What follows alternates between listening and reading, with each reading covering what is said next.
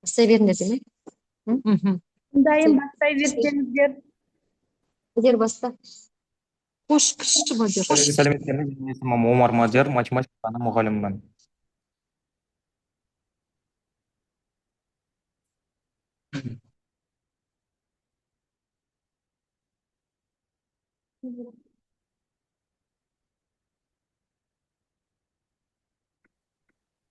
Менікі ашылды ма? Менің тақырыбым теңсіздіктерді қарапайым яғни 6-7 сыныптарға арналған. Бүгінгі білім беру жүйесінде математика пәні оқушылардың логикалық ойлауын, талдау және салыстыру қабілеттерін дамытуда маңызды рөл атқарады. Осы тұрғыдан алғанда негізгі мектептің математика курсындағы маңызды тараулардың бірі ол яғни теңсіздіктер тақырыбы. Бұл тақырып оқушылардың логикалық пайымдауын, талдау жасау қабілетін және графикалық бейнелеуде қабылдау дағдыларын дамытуда шешуші рөл атқарады.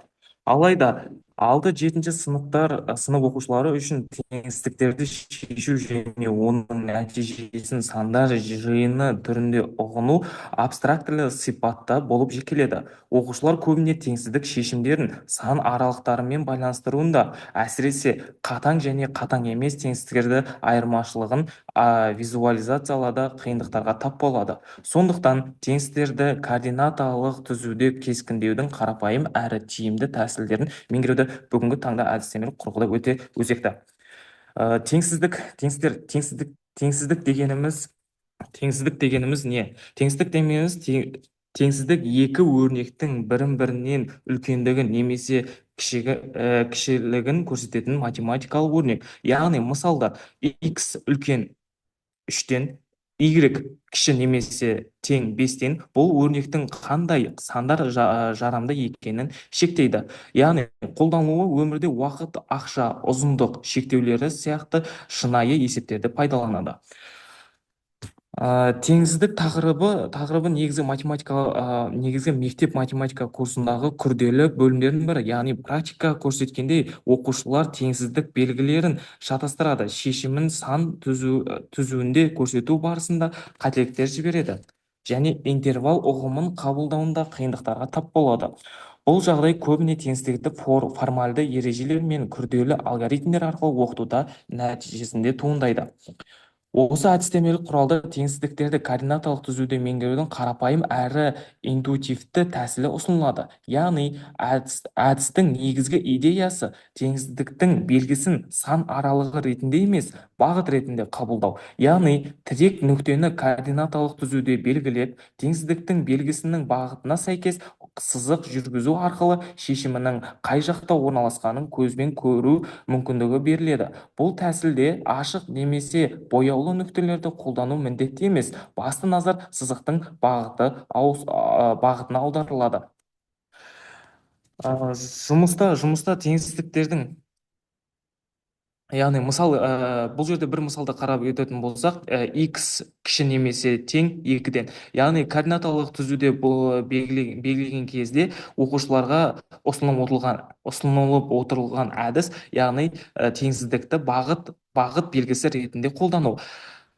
X бізде кіші болып тұрғандықтан бағыт бізге солға қарай кетеді. Яғни 2-ден кіші сандары бағытына қарай кетеді.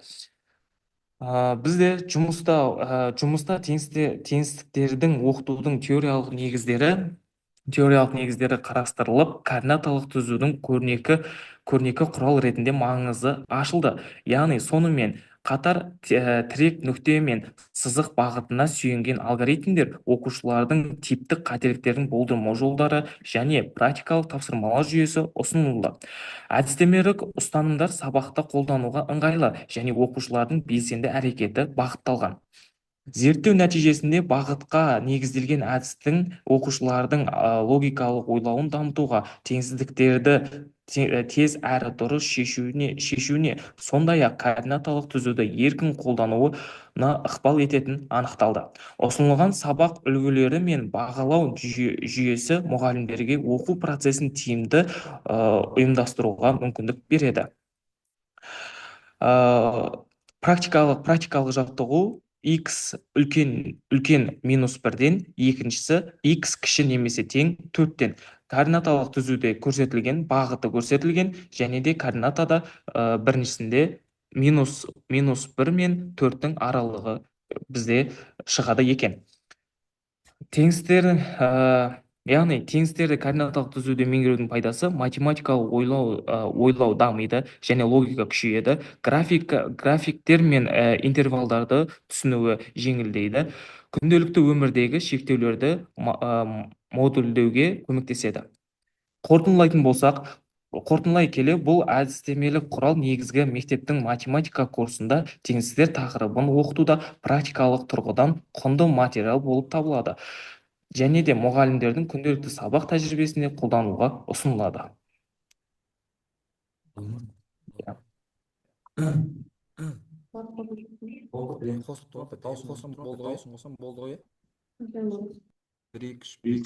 Дулат бастайды.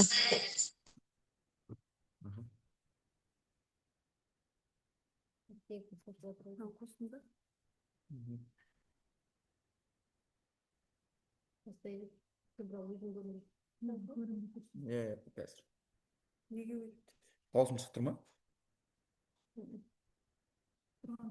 1-2 çıktı, yeni çıktı ya.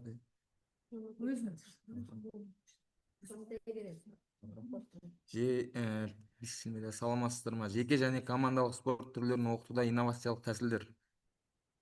Спорттағы инновацияның маңызы: Қазақстан Республикасында дене шынықтыру мен спортты дамытуда ерекше көңіл бөлініп, жаңашыл тәсілдерді енгізуге басымдық берілуде. Инновациялық әдістер оқушылардың спортқа деген қызығушылығын арттырып қана қоймай, олардың физикалық дамуы мен нәтижелілігін де айтарлықтай жоғарылатады. Смарт технологиялары. Спорт сабақтарында виртуалды жаттығу бағдарламалары, жаттығулар процесін имитациялайтын және кері байланыс беретін VR және AR технологиялары арқылы спортшылардың дағдыларын жетілдіру. Қозғалыстағы талдау жүйелері.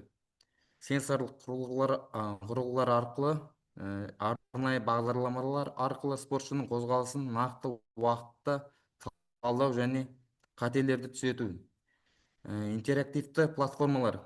Ыбырай Алтынсарин атындағы ұлттық білім академиясының 2024 жылғы ұсыныстарына сәйкес цифрлық құралдар арқылы оқытуды жандандыру. Ұлттық спорт түрлерін оқытудағы әдістемелік жаңашылдықтар. Қазақстан Республикасы оқу-ағарту министрлігінің ұлттық ғылыми практикалық дене тәрбиесі орталығының 23 жылғы ұсынысына сәйкес және ерекшеліктеріне сай ұлттық спорт түрлерін оқытуда әдістемеліктер жетілдірілуде. Рухани патриоттық тәрбиені күшейту, оқушылардың дене қасиеттерін жан-жақты дамыту, ұлттық құндылықтарды насихаттау арқылы спортқа деген сүйіспеншілікті арттыру.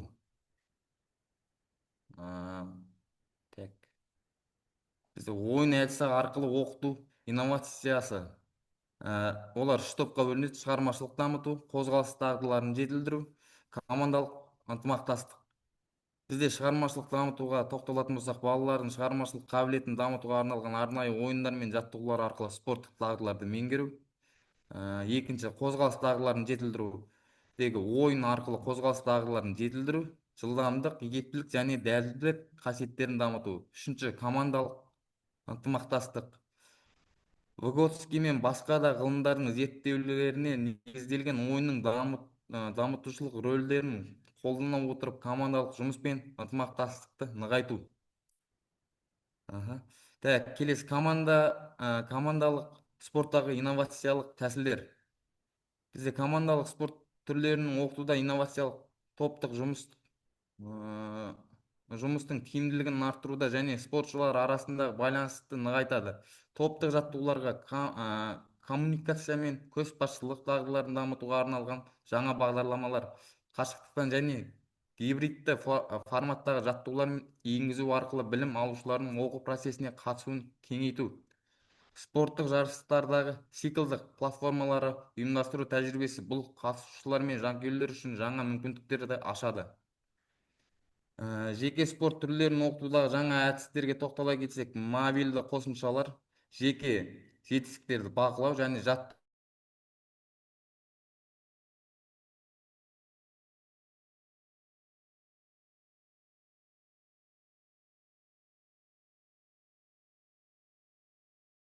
қою арқылы оқу жоспарларын жетілдіру.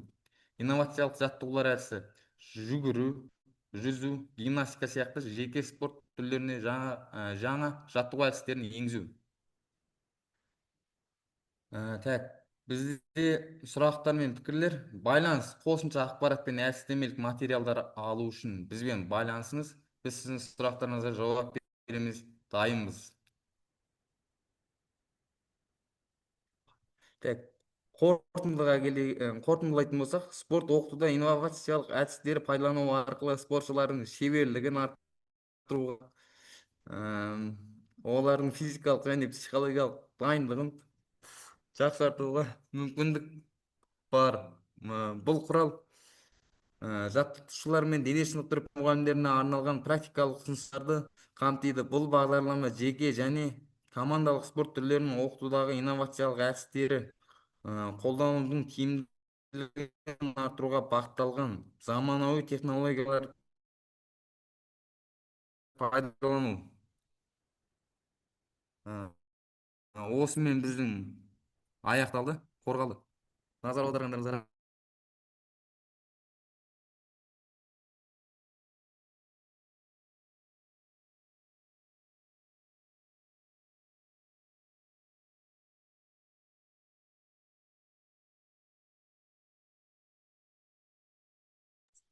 Ақмарал бастайды.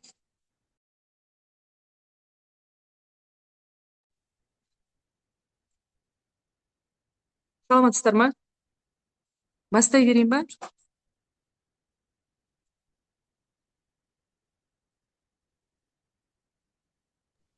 Я бастай бер. Бастай бер. Саламатсыздар ма? Менің аты жөнім Құрманғалиева Ақмарал. Мендегі берілген тақырыбым физика пәнінен күрделі есептерді шығару жолдары.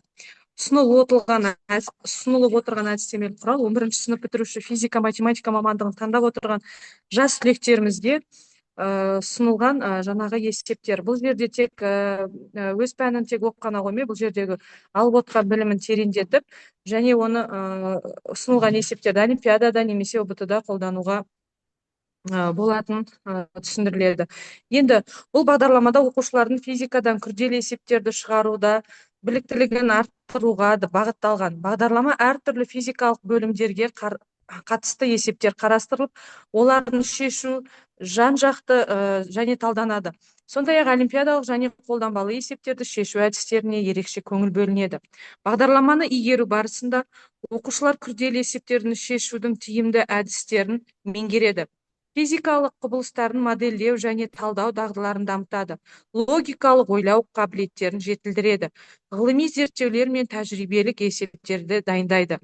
Физика есептері оқушылардың жүйелі ойлауға, мәселені жан-жақты қарастыруға және өз білімін нақты өмірде қолдануға үйретеді.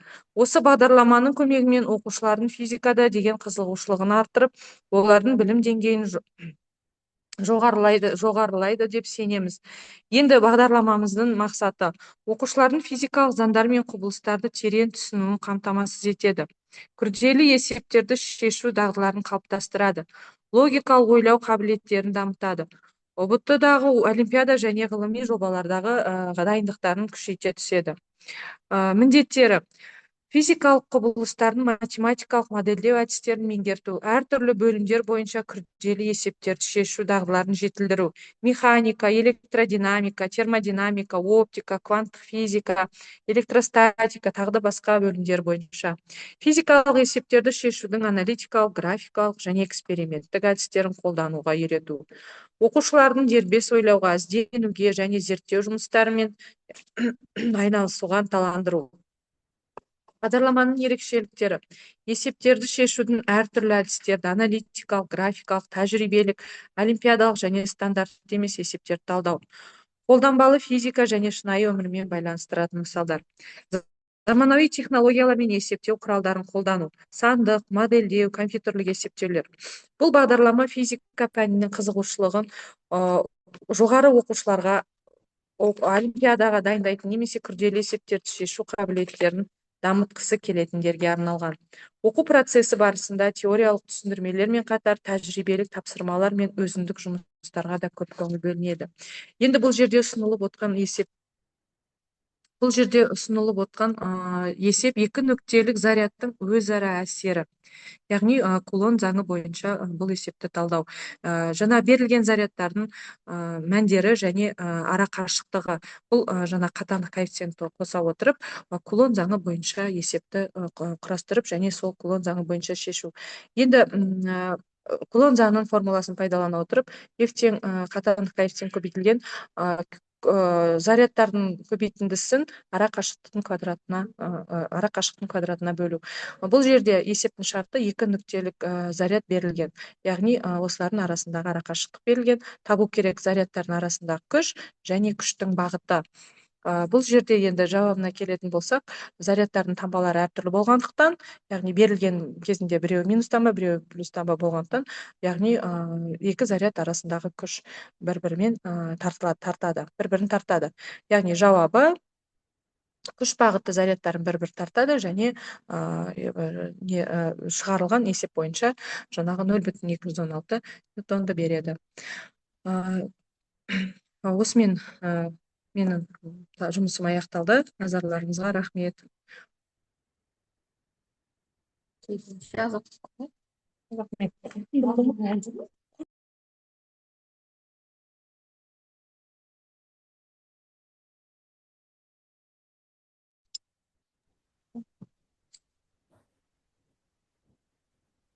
Бар ма Али апай? Тағы? Бар. Апай, не қорытындыны айтасың бола ма? Қорытындысын оқи салсыншы. Физикада күрделі есептерді шешу барысында қорытынды жазу маңызды, өйткені ол есептеген негізгі мағынасын ашып, алынған нәтижелерді талдауға көмектеседі. Қорытындыны жазу үшін жаңағы өзінің ұсынылған құрылымдарына қараймыз. Қысқаша түйін есептің мақсаты мен негізгі берілгендерді қысқаша еске түсіру. Алынған нәтижелерді есептеу барысында шыққан негізгі формулалар мен мәтіндерді көрсету. Талдау және түсіндіру алынған нәтижелер мағынасы, олардың шынайылығын тексеру, шектеулерін талдау. Осымен қоймай жаңағы талдау нәтижелерінде есептің формуласын, ХБЖ-сын ескеру. Қорытынды пікір есептің жауабы мен оның физикасының мағынасы. Назарларыңызға рахмет. Амила, қалғандары жоқ. Енді осымен аяқтайсың ғой. Серік бар, Серік. Серік, қорғайсың ба? Болма лучше белгілейін ба? Серік. Осымен аяқтай бересің, енді қалғандарына өздері көрсін. Кішкене